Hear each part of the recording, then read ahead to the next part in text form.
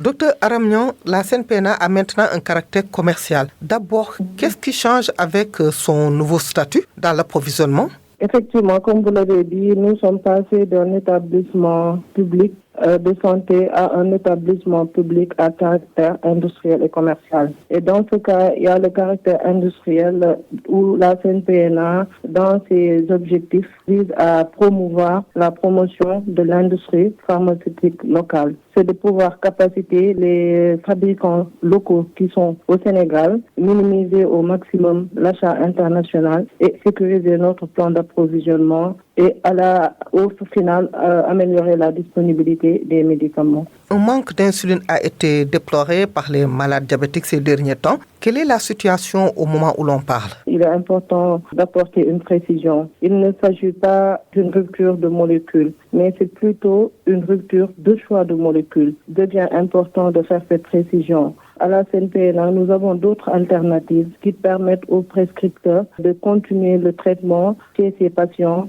diabétiques. Je pense qu'on a assez largement de communiquer par rapport à cela. Il serait mieux de renforcer la communication au lieu de créer une inquiétude excessive chez ces patients, alors que d'autres alternatives existent. Mais docteur, cela peut être incompréhensible qu'on leur demande de changer de médicament du jour au lendemain. Il ne s'agit pas de changer de traitement. Il ne s'agit pas également de rupture de traitement. Il s'agit d'alternatives qui existent et qui est vraiment disponible pour permettre la continuité du traitement chez les patients. Je pense que il devient important aux prescripteurs, aux pharmaciens, à nous, acteurs du système de santé, de renforcer cette communication et de pouvoir substituer les molécules aux besoins au lieu de préconiser des ruptures et créer des psychoses chez les patients. À propos des anticancéreux, est-ce que la situation a changé? Parce que là aussi, on avait longtemps parlé de rupture. Qu'il s'agisse d'anticancéreux, d'insuline ou autres molécules, je pense qu'il devient urgent de communiquer davantage sur la mission de la CNPNA, les contraintes multiples qui affectent la disponibilité. Nous sommes conscients des difficultés actuellement rencontrées dans certaines structures sanitaires et des inquiétudes vraiment qui sont légitimement exprimées par les patients par rapport à des molécules bien définies. Et comme je l'ai dit, la CNPNA a pour mission de rendre disponibles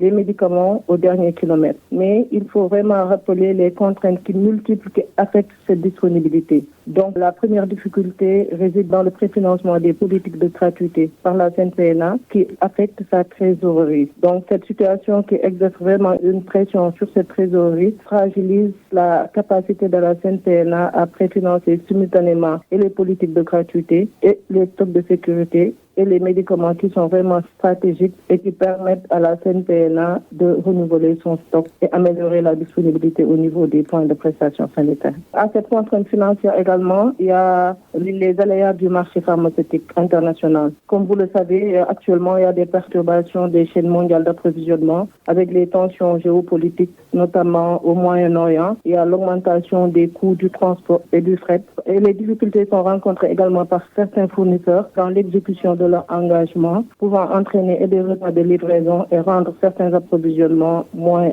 prévisibles. Est-ce que les autorités réagissent par rapport à cette situation? La CNPNA ne reste pas passive. Elle renforce son dispositif d'approvisionnement avec une meilleure anticipation des besoins, le suivi des stocks, l'optimisation des plans d'approvisionnement, etc., etc.